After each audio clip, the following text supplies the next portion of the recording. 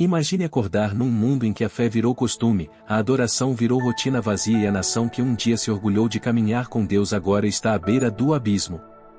Os altares ainda fumegam, o templo ainda recebe gente, os líderes ainda falam em nome do Senhor, mas a alma do povo está rachada, seca, distante. E mesmo assim, em vez de desistir, Deus decide falar. Não com trovões nos céus, nem com um exército descendo das nuvens, mas com a vida de um homem comum, frágil, sensível, marcado por lágrimas, Jeremias. Jeremias nasceu em Anatote, uma cidade sacerdotal nas proximidades de Jerusalém. Ele cresceu num período de tensão política e colapso espiritual. O cenário era pesado, alianças internacionais mudavam como areia, as ameaças se multiplicavam, e o coração do povo se tornava cada vez mais duro. Judá, o reino que carregava o legado de Davi, vivia altos e baixos sob reis que, muitas vezes, conduziam a nação para longe do Senhor. A história parecia repetir a mesma tragédia, uma geração se esquece, a outra negocia princípios, e então a idolatria deixa de ser exceção e vira normalidade. Foi nesse mundo que Deus escolheu levantar uma voz que não agradaria, que não seria popular, que não buscaria aplausos. Uma voz que feriria para curar, confrontaria para salvar. Jeremias não escolheu ser profeta. Ele não se candidatou ao chamado. Ele não sonhou com notoriedade, nem com a honra de estar diante de reis. O próprio Deus o interrompeu com uma declaração que muda qualquer percepção de identidade. Antes de ele respirar pela primeira vez, antes de existir para os olhos humanos, Deus já o conhecia. Já o via. Já o separava. A vocação de Jeremias não nasceu de uma decisão humana, mas de um propósito eterno. E isso, ao mesmo tempo que dignifica, também assusta. Porque se Deus te separou, você não controla o caminho. Você apenas responde. Quando o chamado veio, a reação de Jeremias foi a reação de quem se enxerga por dentro. Ele olhou para si e viu limitações. Sentiu-se pequeno, inexperiente, incapaz. Em vez de se apresentar como herói, ele confessou seu medo: eu não sei falar, sou apenas um menino. É uma das cenas mais humanas da Bíblia. Jeremias não tenta parecer forte, ele apenas é verdadeiro. E justamente aí, no lugar de fraqueza, Deus o encontra com uma promessa que sustenta qualquer vocação: eu estarei contigo. O Senhor não disse que a missão seria fácil. Não disse que o povo ouviria. Não disse que a dor seria evitada. Mas garantiu presença. E quando Deus garante presença, até o coração trêmulo aprende a caminhar. A vida de Jeremias prova uma verdade dura: obedecer a Deus nem sempre traz conforto, muitas vezes traz confronto. Jeremias foi chamado para falar num tempo em que as pessoas queriam mensagens suaves, previsões otimistas, promessas rápidas. Ele foi chamado para ser o homem que diria o que ninguém queria ouvir. E essa é uma das partes mais solenes do ministério profético: o profeta não escolhe a mensagem, ele carrega a mensagem. E quando a mensagem contraria o que a multidão deseja, o preço costuma ser alto. No início de sua trajetória, havia uma pequena chama de esperança em Judá. Josias, um rei diferente, tentou promover uma reforma espiritual. Houve momentos de retorno à lei, de restauração do culto ao Senhor, de derrubada de ídolos. Parecia que o coração do povo poderia se alinhar novamente com Deus. Mas com o passar do tempo, ficou evidente que muita coisa era superfície. Havia mudança externa, mas pouca transformação interna. As pessoas podiam abandonar um ídolo de pedra e continuar cultuando outro ídolo invisível: orgulho, ganância, injustiça, religião sem arrependimento. Jeremias enxergava isso com clareza. E o que ele via quebrava seu coração. Ele observava um povo que conhecia o nome do Senhor, mas vivia como se Deus fosse uma opção. Ele via líderes religiosos que deveriam ser guardiões da verdade, mas preferiam proteger seu prestígio. Via a idolatria se misturar com a adoração verdadeira, como água suja sendo despejada numa fonte. E então Jeremias começou a anunciar o que o Senhor colocava em sua boca: a nação estava cavando cisternas rachadas, tentando se sustentar com promessas vazias, enquanto abandonava o manancial de águas vivas. Em outras palavras, Judá estava trocando Deus por substitutos, e substitutos sempre falham. A mensagem de Jeremias tinha um eixo central: voltem. Voltem de verdade. Não apenas com palavras. Não apenas com cerimônias. Voltem com o coração. Ele denunciava o pecado sem anestesia, mas também insistia na misericórdia de Deus. Porque o confronto divino não nasce de crueldade, nasce de amor. Deus advertia porque não queria destruir. Deus expunha porque desejava curar. Só que, para muita gente, a verdade dói mais do que a mentira. E quando a verdade dói, é mais fácil atacar o mensageiro do que mudar de vida. Com o tempo, Jeremias se tornou uma figura incômoda. Os falsos profetas falavam de paz instantânea, de vitórias rápidas, de proteção garantida. Jeremias falava de arrependimento, de juízo, de disciplina. Os falsos profetas diziam o que o povo queria escutar, Jeremias dizia o que Deus queria comunicar. E por isso, enquanto uns recebiam elogios, ele recebia desprezo. Enquanto uns eram celebrados, ele era acusado de desestabilizar a nação. A coragem de Jeremias não era fruto de personalidade forte, mas de fidelidade. Ele não era um homem que gostava de guerra verbal, era um homem que não conseguia trair a voz que carregava. Essa fidelidade custou caro. Houve momentos em que Jeremias foi perseguido, ridicularizado, ameaçado. Um dos episódios mais marcantes envolve Pazur, um sacerdote responsável pela ordem no templo.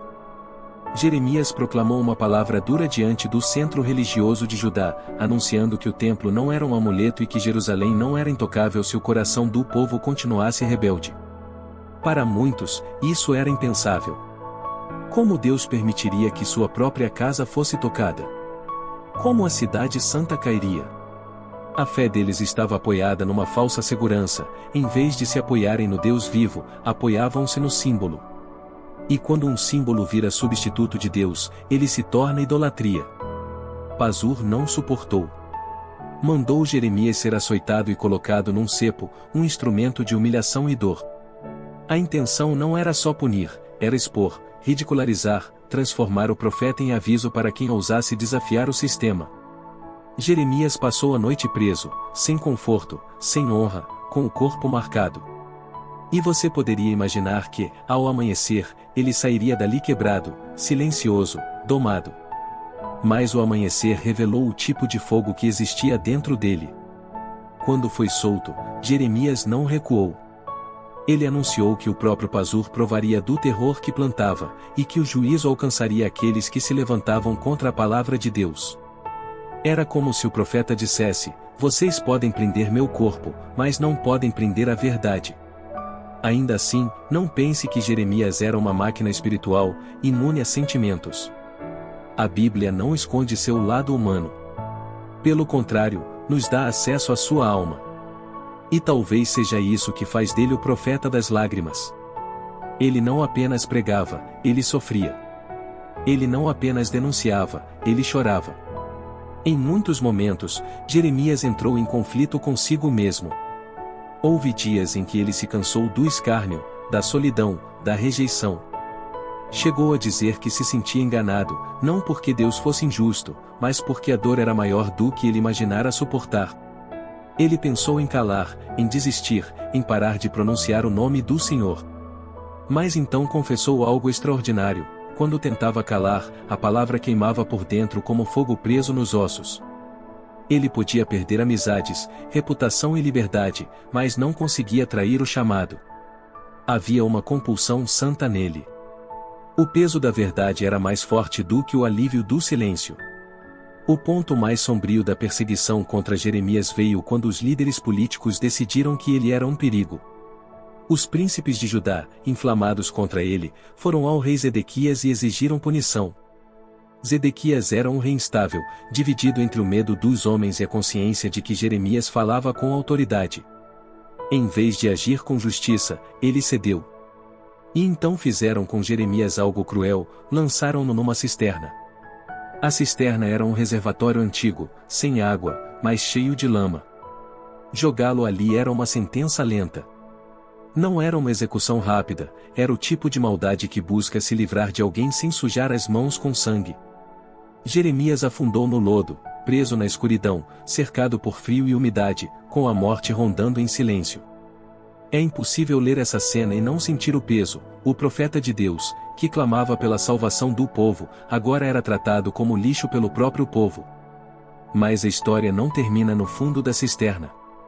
E isso é um recado para qualquer pessoa que já se sentiu enterrada viva por circunstâncias. Deus levantou um improvável instrumento de resgate, Ebed-Meleque, um servo etíope na corte. Um estrangeiro, alguém que não ocupava o centro do poder religioso, foi quem teve coragem de fazer o que muitos israelitas não fizeram, interceder. Ele foi ao rei, denunciou a injustiça, pediu permissão para salvar Jeremias. E, por um momento, Zedequias agiu. Autorizou o resgate. Ebed-Meleque reuniu homens, pegou cordas e trapos, pedaços de tecido para proteger o corpo ferido do profeta, e desceu o socorro até a cisterna. Jeremias foi puxado para fora, coberto de lama, exausto, mas vivo. Há uma beleza profunda nisso. Deus não abandona seus servos, mesmo quando o sistema tenta enterrá-los. E às vezes, Deus usa pessoas de fora, pessoas inesperadas, para preservar seus propósitos. Com Jerusalém cada vez mais pressionada, as mensagens de Jeremias se tornaram mais urgentes. Ele anunciou que o juízo viria através da Babilônia, sob Nabucodonosor. Isso era ofensivo para o orgulho nacional. Como aceitar que Deus usaria uma potência estrangeira como instrumento de disciplina? Para o povo, isso soava como traição. Para Jeremias, era fidelidade. Ele desafiou a crença popular de que a cidade era inviolável. Não porque desprezasse Jerusalém, mas porque amava a verdade. Jerusalém não era inviolável se a aliança fosse desprezada. O templo não era um escudo mágico se o coração do povo estivesse entregue à idolatria. Nesse cenário surgiu também um confronto emblemático com um falso profeta chamado Ananias. Ananias prometia libertação rápida, dizia que o jugo babilônico seria quebrado em pouco tempo, que os cativos voltariam, que os tesouros do templo seriam restaurados logo. Sua mensagem era sedutora porque era conveniente. Jeremias, por um instante, respondeu desejando que fosse verdade, porque ele amava seu povo e queria ver restauração, mas então afirmou o critério: profecias de paz precisam se cumprir para serem confirmadas. E declarou que Ananias enganava a nação. O desfecho foi duro, Ananias morreu, e isso serviu como um selo trágico da veracidade da palavra que Jeremias carregava. A verdade pode demorar a agradar, mas, no fim, ela se impõe. Mesmo assim, Jeremias não foi apenas profeta do juízo. Seria injusto reduzi-lo a um anunciador de destruição. Em meio às trevas, ele também trouxe esperança. E isso é essencial: o Deus que disciplina é o Deus que restaura. Jeremias falou de um futuro em que o Senhor visitaria seu povo após um período de cativeiro, e que haveria retorno.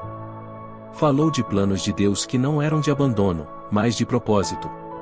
Escreveu cartas aos exilados, orientando-os a viver, trabalhar, construir, plantar, e buscar a paz onde estivessem, porque o cativeiro não era o fim da história. Era um capítulo doloroso, mas não a última página. A tragédia, porém, veio como ele anunciou. Em 586 a.C., Jerusalém caiu. Os babilônios invadiram, o templo foi destruído, a cidade foi saqueada, e muitos foram levados cativos. Aquilo que parecia impossível aconteceu. As pedras que simbolizavam glória agora eram ruínas. Os cânticos deram lugar ao silêncio. E o coração do profeta se partiu diante do que via. Jeremias não celebrou a queda como quem se vinga, ele lamentou como quem perde alguém amado. Porque sua mensagem nunca foi "eu estava certo". Sua mensagem sempre foi "voltem enquanto há tempo". Dessa dor nasceu o livro de Lamentações, uma obra que é, ao mesmo tempo, poesia e pranto. Lamentações descreve Jerusalém como uma viúva, solitária, abandonada, uma cidade antes cheia de vida, agora vazia. Jeremias tenta colocar ordem no caos com uma estrutura cuidadosa, como se cada verso fosse uma tentativa de respirar no meio do colapso. Ele fala da destruição física, mas também da sensação espiritual: parece que Deus se tornou inimigo.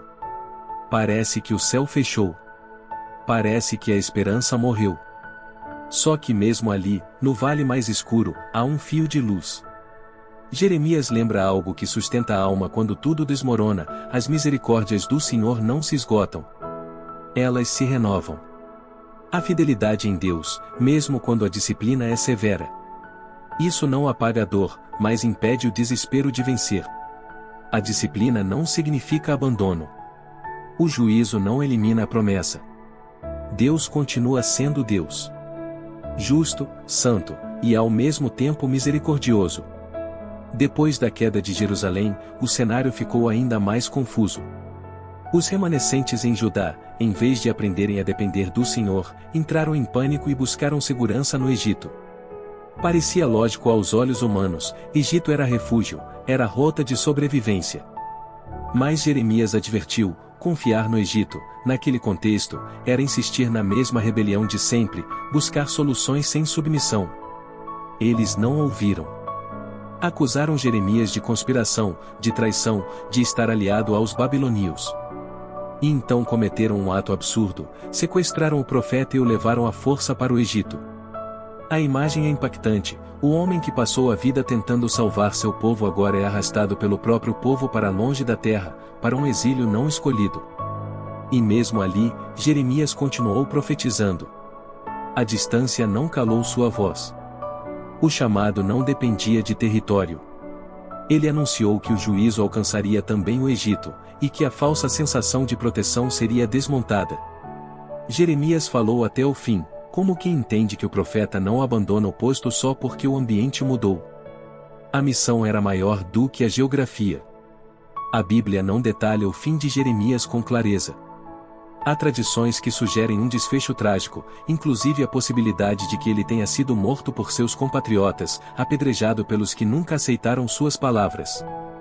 Não é algo afirmado diretamente nas Escrituras, mas combina com o padrão de uma vida de rejeição contínua. Se isso ocorreu ou não, o que permanece é o testemunho: Jeremias foi fiel. E a fidelidade, às vezes, é exatamente isso: continuar dizendo a verdade quando ninguém quer ouvir, continuar amando quando se é odiado, continuar crendo quando tudo parece provar o contrário. E o que essa história diz a nós hoje? Ela revela que existe um tipo de religiosidade que mantém aparência, mas perde essência. Judá tinha templo, tinha sacrifícios, tinha festa, tinha linguagem espiritual, mas o coração estava distante. E isso não é apenas uma ameaça antiga.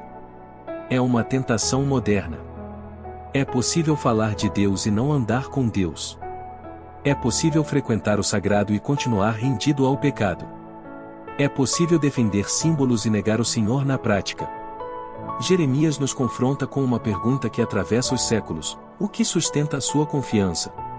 A presença de Deus, ou os símbolos de Deus? Jeremias também ensina que Deus não se cala quando ama. Ele adverte porque quer salvar. Ele corrige porque não quer perder. Muitas vezes, as advertências divinas são vistas como dureza, mas elas são misericórdia disfarçada. Há pessoas que só entendem o valor da obediência quando colhem as consequências da desobediência. E Deus, em sua graça, tenta nos acordar antes do colapso. A voz profética, quando é verdadeira, não tem prazer em condenar, ela tem urgência em resgatar. Além disso, Jeremias nos mostra que o chamado pode doer. Há uma versão romantizada de servir a Deus, como se toda obediência produzisse aplauso, conforto e recompensa imediata. Jeremias desmente isso. Ele foi fiel e sofreu. Foi obediente e foi preso. Falou a verdade e foi humilhado. Mas há algo mais forte do que o sofrimento: o propósito. Jeremias não viveu uma vida fácil, mas viveu uma vida significativa. E existe uma diferença enorme entre conforto e significado. O conforto pode desaparecer num dia. O significado permanece até quando se chora. Por fim, a mensagem de Jeremias aponta para a esperança. Mesmo quando Jerusalém caiu, Deus não terminou a história. Mesmo quando a disciplina veio, a misericórdia continuou. Mesmo quando o povo foi para o cativeiro, a promessa permaneceu viva. E isso fala diretamente à alma de quem está em ruínas hoje. Talvez sua Jerusalém pessoal esteja quebrada. Talvez você esteja olhando para destroços, decisões erradas, pecados antigos, consequências que chegaram, portas fechadas. Jeremias lembra que Deus é capaz de reconstruir, mas a reconstrução começa com arrependimento verdadeiro. Não com desculpas. Não com religiosidade. Com retorno sincero ao Senhor. Se essa história tocou seu coração, não trate isso como apenas um conteúdo. Permita que seja um chamado. Volte ao essencial. Volte à palavra. Volte à obediência. Volte ao Deus que não desistiu de falar, mesmo quando seu povo queria silêncio. E se você quer caminhar mais fundo nessa jornada, continue acompanhando o canal. Inscreva-se, ative as notificações, e deixe seu like. Que a vida de Jeremias nos lembre de algo que o mundo tenta nos fazer esquecer: a verdade pode custar lágrimas, mas ela sempre vale o preço. Grande é a fidelidade do Senhor.